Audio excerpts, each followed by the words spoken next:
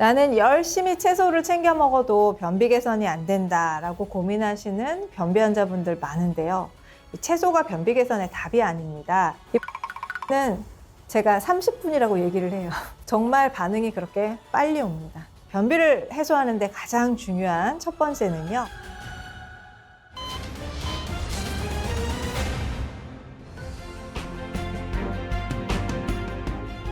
제가 꼭 드리고 싶은 말씀이 있는데 변비가 있는 분들이 오히려 변비를 더 심하게 하는 음식을 많이 드십니다. 그 중에 하나가 채소예요.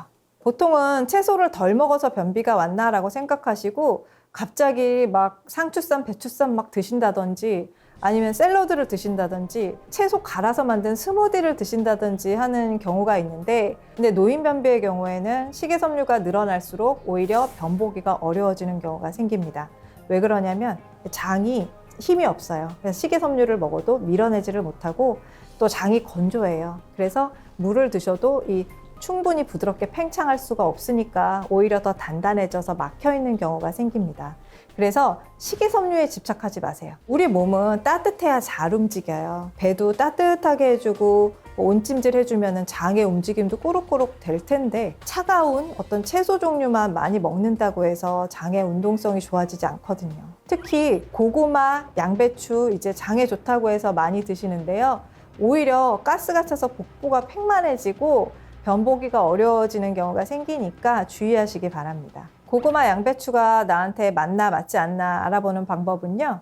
그 음식을 드신 다음에 배가 부풀어 오는지를 보세요. 가스를 배출하고 싶은데 잘 배출이 안 되는 케이스가 있거든요. 배를 만져봤을 때 배가 차가워져요. 서늘한 성질이 많은 그런 채소들을 드셨을 때 오히려 배꼽 주변이 더 차가워지고 냉기가 돈다 하시는 분들은 채소를 줄이셔야 됩니다.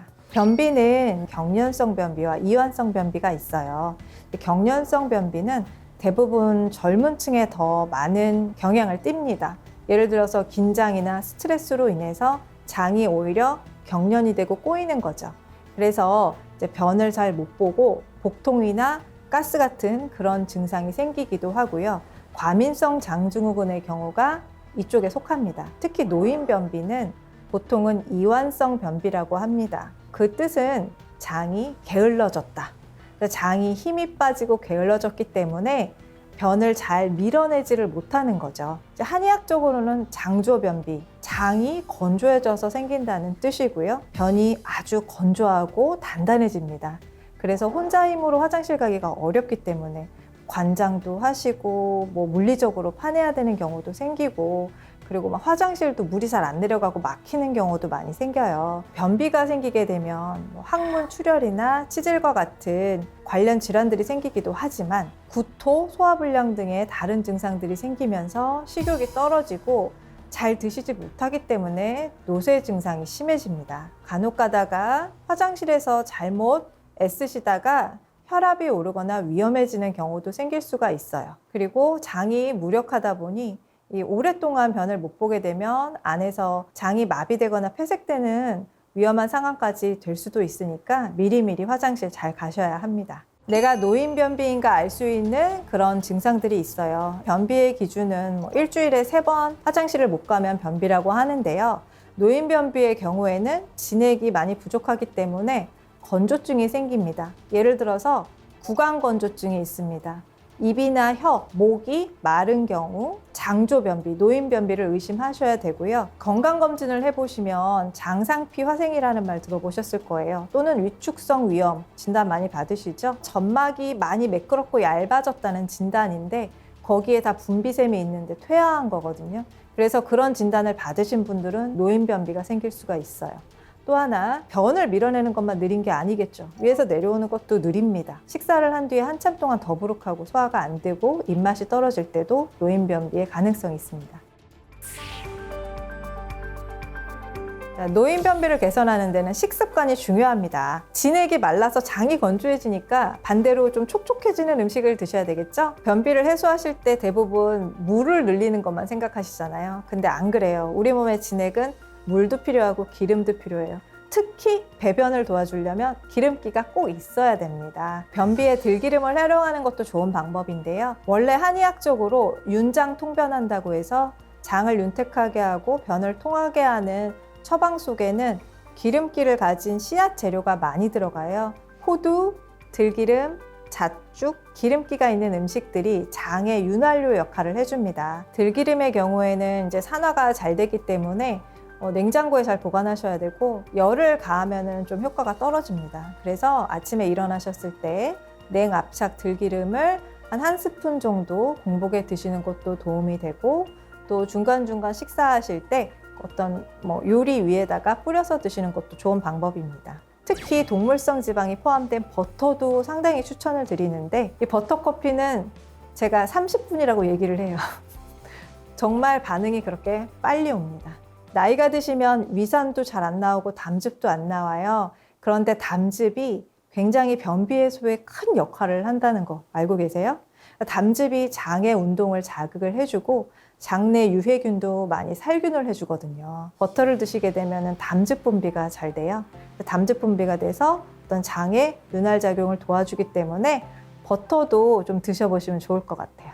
제가 알려드리는 방법은 모닝 버터 커피입니다. 커피 물론 많이 마시면 안 좋긴 한데 아침에 꼭 한 잔 드시는 분들은 버터를 반 조각, 한 5g 정도를 넣어서 이렇게 녹여서 드시면 마치 이제 라떼 같은 그런 고소한 맛도 나고 배변이 훨씬 빠른 시간 안에 부드럽게 되는 경험을 하실 수 있어요. 다만 주의하셔야 될 분들은 간, 담, 췌장에 문제가 있거나 위 절제술을 했거나 그래서 지방 섭취를 제한해야 되는 분들이 계세요. 근데 그런 분들은 버터를 좀 주의하셔야 되지만 일반적인 분들이라면 이 버터 커피 드시면은 30분 안에 좀 화장실을 많이들 간다고 하시더라고요. 저도 먹습니다. 저탄고지 하시는 분들이 방탄 커피 드셨잖아요. 거기는 커피 한 잔에 버터가 무려 30g 들어가거든요. 거기에다가 MCT 오일이라는 코코넛 오일까지 완전히 지방을 폭탄처럼 넣어서 드시는데 이제 변비가 있고 좀 몸이 약하신 분들은 무리가 되잖아요. 그래서 버터 5g에서 10g 정도만 하셔도 배변에는 충분한 효과를 볼 수 있어요. 커피를 안 드시는 분들은요, 버터를 어떻게 드시냐면 따뜻한 밥 위에 한 조각 올려서 간장 좀 타가지고 이렇게 비벼서 드시면 굉장히 고소하고 맛있거든요. 윤활 작용이 있어서 변을 부드럽게 보실 수가 있습니다. 버터는 유당이 많이 들어있지는 않지만 그래도 조금 들어있을 수가 있어서 유당불내증이 있으신 분들은 유당을 제거한 그런 기버터라는 게 있어요. 그런 걸 드셔도 좋고요. 아니면 이제 요리하실 때나 음식하실 때 조금씩 첨가하셔도 돼요. 보통 요리하실 때 식물성 기름을 많이 쓰시지만 식물성 기름은 너무 많이 드시면 염증이 더 잘 생길 수가 있고, 그리고 담즙 분비를 자극하는 데는 도움이 잘 안 되거든요. 그래서 오히려 버터 종류가 더 좋습니다. 다시마환, 함초환, 여러 가지 환들 얘기하시는데 노인 변비에는 환을 함부로 드시면 안 됩니다. 왜냐하면 오히려 장이 막힐 수가 있거든요. 다시마 환이라든지 이런 환들은 다 식이섬유를 뭉쳐놓은 형태잖아요. 그런데 노인 변비는 식이섬유를 늘린다고 해서 해결되는 게 아닙니다. 식이섬유를 늘릴 때는 수분도 반드시 그에 맞춰서 늘려야 돼요. 식이섬유가 물을 함유해서 팽창하면서 배변을 시키는 원리이기 때문이거든요. 그런데 노인 변비는 이게 해당되지가 않아요. 왜냐하면 이미 무력해서 잘 못 짜주고 있는데 거기에다가 뭔가 덩어리가 이제 응집이 되면서 오히려 배가 막히고 아프고 응급 상황까지 갈 수가 있어요. 다시마환이나 차전자피 같은 것을 드시게 되면은 오히려 딱딱하게 그 안에서 막혀서 문제가 되는 경우가 생깁니다. 아침에 일어나서 찬물을 마시는 습관은 장의 어떤 반사적인 운동을 도와주기 때문에 배변에 도움이 된다고 알려져 있어요. 그런데 이제 나이가 들어서 뭔가 배가 차가워지고 소화 기능이 떨어졌을 때는 찬물을 드시면은 오히려 장이 더 게을러질 수가 있겠죠. 그리고 복통이 생길 수가 있으니까 너무 찬물보다는 몸에 부드러운 물을 드시는 게 좋아요. 저는 따소물을 권해드리는데 따뜻한 온도의 소금물입니다. 40도 정도 되는 500ml 물에 소금 3g을 타셔서 아침에 드셔보시면 도움이 될 거예요. 식이섬유를 더 드시고 싶다면 저는 아주 부드럽게 끓인 따뜻한 미역국을 드시라고 해요. 국을 드실 때 국물을 좀 무서워하시고 건더기만 드시는데 그걸 좀 반대로 하셔야 변비에 도움이 돼요. 오히려 이런 좀 염도가 있고 전해질이 녹아있는 국물을 마셔주면 마치 수액을 맞는 것처럼 우리 몸에 피가 잘 돌고 장도 풀려요. 그런데 건더기만 드시면은 식이섬유를 드시는 거니까 식이섬유가 그 안에서 막히겠죠. 그래서 부드러운 국물 위주로 드시는 게 좋습니다. 그리고 음식 중에서 변비를 유발하는 음식이 있습니다. 그게 바로 탄닌 성분이 많이 들어있는 음식인데요. 예를 들면 홍차, 감, 도토리, 밤 이런 음식에는 탄닌 성분이 많아서 장 점막에 들러붙는 그런 성질이 있어요. 그래서 변이 더 딱딱해지고 배변하기 어렵습니다. 탄닌이 많이 들어있는 식품은 피하시기 바랍니다. 노인변비는 이제 기운이 떨어지고 진액이 부족해져서 생긴다고 말씀을 드렸잖아요. 기운이 더 떨어지게 하는 것은 뭐예요? 운동이 부족하면 그렇겠죠. 너무 앉아있거나 누워있거나 하시게 되면 장도 운동을 하지를 않아요. 그래서 이제 잘 움직여 주시는 것도 중요하고요. 스트레스 받고 긴장할 때 입이 바짝바짝 마르는 경험을 하시죠? 그때 장도 마르고 있다는 거 아세요? 스트레스를 받으시면 교감신경이 항진이 되죠. 그러면 부교감이 게을러지게 되는데 부교감 신경이 장을 움직이고 장 속에 그 액 성분을 나오게 하는 신경이에요. 그래서 스트레스를 잘 풀어주셔야 되고 산책하시고 명상하시고 숙면하시는 게 중요합니다. 네, 오늘 제가 알려드린 팁 잘 활용하셔서 변비 해결에 도움 받으시기 바랍니다. 매일같이 인공 눈물만 넣으면서 고생하시는 안구건조증 환자분들이 많은데요. 이제 안구건조증은 치료법이 없다고 하시는데 아니에요. 치료법이 있어요. 바로 이것 때문에 안구건조증이 개선되지 않는 겁니다. 안구건조증 개선의 가장 중요한 한 가지는요.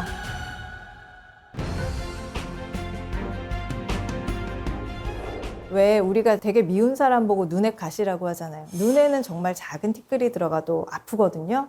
그런데 건조증이 있는 분들은 눈을 보호하는 막이 손상이 된 거기 때문에 그 통증을 심각하게 느낍니다. 제가 환자였거든요. 제가 정말 한때 안구건조증이 너무 심해서 많은 병원들을 다니면서 온갖 치료를 받았던 적이 있었어요. 당시에 수험생이었는데 책을 볼 수가 없었어요. 너무 눈이 아프니까 막 떨려서 뜰 수도 없었고 아무리 잠을 자도 이제 피로가 안 가시는 거예요. 안 연고, 아주 찐득찐득한 것까지 다 넣어봤는데 안 되더라고요. 그래서 이제 대학병원에 가서 눈물 양을 검사를 해봤더니 심각한 안구건조증으로 나와가지고 누전 폐쇄술이나 그 당시에 나왔던 모든 처치법들을 다 해봤는데 역시 치료가 되지 않았습니다. 안구건조증이 워낙 젊었을 때 생겼다 보니까 배우 생활을 할 때도 안구건조증 때문에 고생을 많이 했습니다. 그래서 당시에 제가 벡터맨 메두사 역할을 맡았었는데요. 보라색 그 칼라 렌즈를 꼈어야 되는데 제가 렌즈를 넣자마자 눈이 너무 유리가 들어간 것처럼 아프더라고요. 그래서 결국은 렌즈를 빼고 찍었다는 일화가 있습니다. 그때 이후로 안구건조증에 굉장히 큰 관심을 가지고 환자분들을 진료를 하고 있습니다. 요즘 현대의학에서는 모든 것을 염증으로 보잖아요. 안구건조증도 마찬가지입니다. 항생제나 그런 약들을 통해서 염증을 조절하는 치료를 하게 되거든요. 그런데 항생제를 써도 낫지 않는 경우에는 근본적인 치료가 필요한 거죠. 안구건조증으로 고생하시는 분들 공통적으로 나쁜 습관이 있습니다. 진액을 말리는 습관, 그리고 눈을 혹사하는 습관입니다. 안구건조증은 치료법이 없다고 하시는데 아니에요. 치료법이 있어요. 그런데 이제 염증만 관리한다고 치료되는 게 아니고요.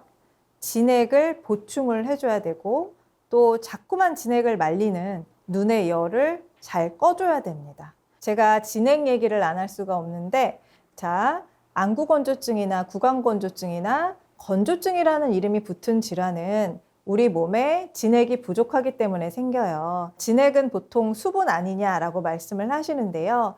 우리 몸에 혈액, 림프액 이런 모든 체액이 진액이에요.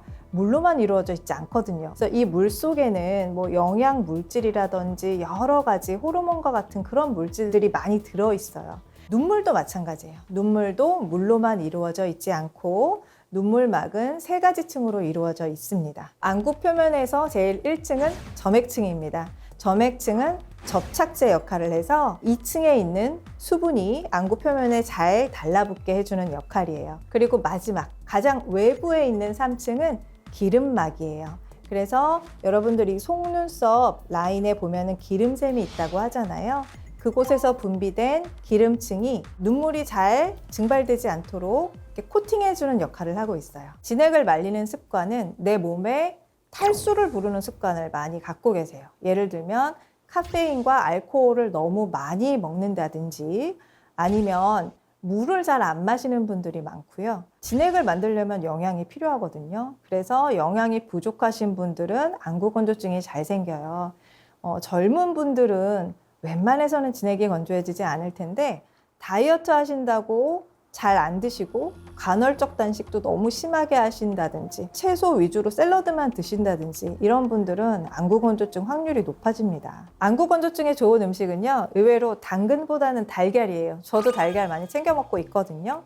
왜냐하면은 눈에 건강한 기름막을 형성하기 위해서는 좋은 콜레스테롤이나 인지질 성분이 필요한데요. 달걀에 아주 풍부합니다. 특히 노른자까지 드시면 더 좋아요. 그래서 달걀을 하루에 3개 정도씩 꾸준히 드시면 눈 건강에도 도움이 돼요. 안구건조증에 도움이 되는 음식은 진액을 만들어주고 눈물을 만들어줄 수 있는 음식이 도움이 됩니다. 물만 많이 마신다고 눈물이 만들어지진 않거든요.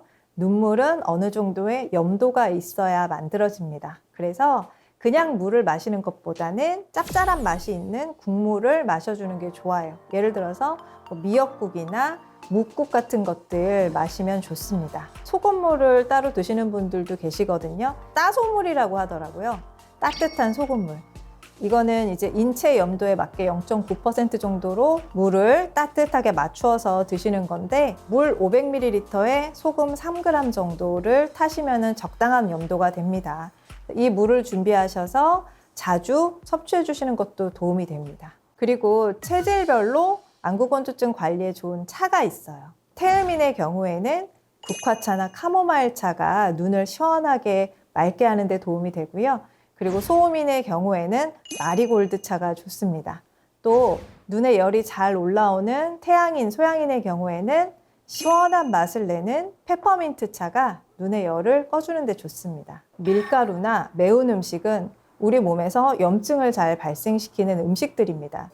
밀가루는 장누수증후군이라고 해서 독소가 혈류로 유입되어서 만성 염증이 몸 안을 돌아다니게 만들기 때문에 이런 분들은 안구건조증뿐만이 아니라 구강건조증, 관절통까지 함께 오는 그런 자가면역 질환이 많아요. 그리고 매운 음식 같은 경우에는 간혹 몸이 너무 냉한 분들은 조금 눈물이 도는데 도움이 되는 케이스도 있지만 대부분의 경우에는 스트레스가 심하고 눈에 열이 많이 몰린 사람들이라서 매운 음식을 먹을 때 눈에 열이 가중될 수가 있는 거죠. 진액을 말리면 눈물이 마른다라고 했는데요. 진액을 말리는, 즉 우리 몸을 탈수시키는 약물이 생각보다 꽤 많아요. 예를 들면 이뇨제, 다이어트 약, 안티히스타민 이런 것들이 다 물을 말리는 약이고요. 또 항우울제와 같은 정신과 약물도 입과 눈을 마르게 합니다. 콧물을 말리는 약은 눈물도 말리게 되거든요. 그래서 감기약 드시고 나서 안구건조증이 좀 심해지시는 분들이 많죠. 안구건조증을 악화시키는 습관으로는 또 의외로 눈을 제대로 깜빡이지 못하는 분들이 계세요. 자, 우리가 눈을 깜빡일 때 이렇게 깜빡이면서 기름샘이 한번 쪽쪽 짜주거든요. 그런데 보통 우리가 대부분 모니터를 보거나 이제 딴 데 정신이 팔려 있거나 할 때는 눈을 대충 감게 돼요.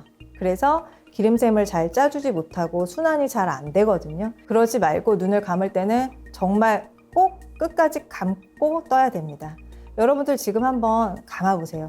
꼭 감고 뜨게 되면 눈물이 한번 이렇게 도는 느낌이 들어요. 그래서 그런 느낌이 드셔야 제대로 눈을 깜빡인 거예요. 그리고 모니터나 책 보실 때요. 한참 동안 눈을 안 깜빡거리게 되니까 시간을 정해두시고 눈을 1시간에 10분 정도는 이렇게 감는 습관을 들이신다든지 눈을 규칙적으로 깜빡이는 습관을 갖는 것이 좋습니다. 안구건조증에 도움이 되는 습관은 일단 충분한 수면과 스트레스 관리인데요. 숙면을 취하지 못하는 분들, 자는 동안에 굉장히 우리 몸의 수분이랑 진액이 회복되어야 하는데 그 과정이 빠져 있어요. 예를 들면은 밤샘 근무를 하거나 밤을 새고 나서 다음날 굉장히 피부가 마르고 입이 마르는 느낌 경험해 보셨을 거예요. 자는 동안에 우리 몸에 진액이 만들어져요. 수분이 만들어지고 돌게 되거든요. 그리고 자는 동안에 간에서 피를 해독하는 과정도 활발해집니다. 재생하는 과정도 활발해지고 그래서 우리가 매일매일 사용하는 진액은 자는 동안에 만들어진다라고 보시면 돼요. 근데 잠을 적게 주무시면 눈도 피로하고 진액도 마르기 때문에 안구건조증을 치료하기 어렵습니다. 안구건조증의 원인은 크게 눈물이 너무 분비되지 않거나 아니면 눈물이 너무 빨리 증발하거나 인데요. 눈물이 빨리 증발하는 이유는 기름막이 건강하지 못해서예요. 기름막이 건강하지 못한 이유는 이 기름샘, 마이봄샘이라고 하는 기름을 분비하는 샘에 문제가 생겨서인데 이곳에 염증을 가지고 있는 분들이 많습니다. 1층에 점액층에 문제가 생겨도 그렇지만 이 3층에 있는 기름막이 건강하지 못하면 수분이 빨리 증발하게 됩니다. 그래서 마이봄샘, 기름을 분비하는 샘의 건강을 유지하는 게 중요해요. 여성분들은 눈화장을 깨끗이 지우셔야 하고요. 그리고 세안하실 때 보통 눈을 꽉 감고 눈에는 비누를 안 쓰시는 분들 계시잖아요. 그런데 마이봄샘을 깨끗하게 하려면 여드름 관리랑 똑같거든요. 미지근한 물에서 비누 거품을 잘 내셔가지고 속눈썹 라인을 꼼꼼하게 닦아주는 것도 좋은 습관이 됩니다. 그렇게 해서 피지가 막히거나 균이 번식하지 않도록 위생적으로 관리하시는 게 필요하고요. 그 다음에는 온찜질을 자주 해보세요. 그래서 따뜻한 스포를 눈 위에 이제 조금 올려두셨다가 이 피지샘이 부드러워졌을 때 위에서 아래로 이렇게 수직 방향으로 짜주시면 돼요. 아래에서 위로, 위에서 아래로 짜주시면은 피지 분비가 되면서 샘의 건강 관리에 도움이 됩니다. 마사지법은 제가 쉬운 거를 하나 알려드릴게요. 자, 우리 눈에 눈물 순환을 좋게 하는 방법으로는 주변에 이제 경혈들을 자극을 해주셔야 되는데 쉬운 방법이 있어요. 이제 검지랑 중지를 이렇게 깨끗하게 닦으시고 안구에 닿지 않게 조심하시고요. 여기 눈 주변에 뼈를 두드리는 거예요. 그래서 이렇게 관자놀이부터 시작해서 이렇게 눈썹 뼈로 왔다가 여기 코 앞도 왔다가 이렇게 동그랗게 진동을 하면서 탁탁탁탁 쳐주시면은 굉장히 시원합니다. 눈물막의 생성에도 도움이 되고 그 다음에 오래된 눈물이나 노폐물이 이렇게 잘 빠져나갈 수 있게도 도움을 주기 때문에 깨끗한 눈을 관리할 수가 있어요. 이제 안구건조증이 보통은 뭐 눈만 건조한 게 안구건조증이라 생각하시잖아요. 그런데 의외의 증상들이 안구건조증이 많아요. 특별히 나타나는 증상으로는 눈이 자꾸 감긴다든지 아니면 눈떨림 있는 분들도 안구건조증 때문에 생기는 경우가 있고 두통, 불면증, 불안증까지도 올 수가 있어요. 이제 책만 보면 졸음이 온다, 눈이 좀 뿌옇게 보인다 이런 것들도 다 안구건조증 증상인데요. 특히 시력이 떨어지는 게 왜 그러냐면 눈물막이 안구 표면을 매끈한 렌즈처럼 감싸줘야 되는데 눈물이 없는 경우에는 뭔가 이렇게 뿌옇게 보이는 증상이 생겨요. 나이 드신 분들이 TV가 잘 안 보인대요. 막 뿌옇게 보인다고 하시거든요. 처음부터 뿌옇게 보였는지 아니면 시청을 하시다 보니까 뿌얘졌는지를 여쭤봐요. 그러면 전자의 경우에는 백내장 수술을 하셔야 되는 케이스일 수가 있고 처음엔 잘 보이다가 점점 흐려지고 뿌얘지는 경우에는 안구건조증이 많습니다. 그리고 안구건조증이 오히려 눈물이 막 분비되는 분들이 계세요. 예를 들면 외출했을 때 갑자기 막 눈물이 난다든지 눈물이 너무 많이 나와서 짓물 흐르는 경우가 있잖아요. 이럴 때에도 오히려 안구건조증 때문에 눈물이 과분비되는 경우가 많습니다. 왜냐하면 건조하니까 작은 바람이나 먼지나 그런 것들에도 자극이 심해서 염증이 생기고 아픈 거예요. 그래서 건조증이라고 해서 건조만 생각하지 마시고 오히려 눈물이 너무 많이 나거나 아니면 머리가 아프고 너무 쉽게 피곤해지는 것도 안구건조증일 수가 있습니다. 인공눈물 넣어보세요 라고 말씀을 드리면 어떤 분들은 되게 걱정을 하세요. 막 인공눈물도 많이 넣으면 내성이 생기지 않냐, 아니면은 이제 인공눈물을 넣었더니 더 아프다 이런 말씀을 하시거든요. 얼굴 건조할 때 스킨로션 많이 바른다고 내성 생기는 게 아니듯이 인공눈물은 그때 잠깐 이제 즉각적인 보습이 되기 때문에 계속 쓰셔도 괜찮아요. 그리고 또 하나, 인공눈물을 넣을 때 더 아프다고 말씀하시는 케이스들이 있어요. 그거는 제가 비유를 해볼게요. 여러분이 이제 겨울에 그냥 맨 얼굴로 막 나가가지고 바람에 얼굴이 텄는데 거기에다가 로션을 발랐다고 생각을 해보세요. 얼마나 따갑고 아파요. 그렇죠? 그것처럼 눈이 이미 건조해져서 상처가 많이 생긴 케이스인데 이때 눈물을 넣으면 당연히 닿을 때 아프죠. 그러니까 아프거나 건조감이 심해지기 전에 미리미리 넣는 습관이 중요합니다. 그리고 일회용 인공 눈물은 방부제가 없으니까 따서 바로 쓰고 버리시는 게 좋고요. 한 번 넣었을 때 45분가량은 효과가 지속된다고 하거든요. 그래서 뭐 하루에 한 번만 넣어야지 횟수를 제한하지 마시고 수시로 필요할 때마다 넣어주시면 좋습니다. 인공 눈물의 경우에는 눈물이 너무 부족하고 건조할 때 잠깐 이제 증상을 완화할 수는 있지만 그러니까 근본적인 치료제는 아닙니다. 오늘 알려드린 안구 건조증의 좋은 습관 그리고 피해야 할 습관 잘 실천하셔서 눈 건강 관리에 도움 받으시면 좋겠습니다.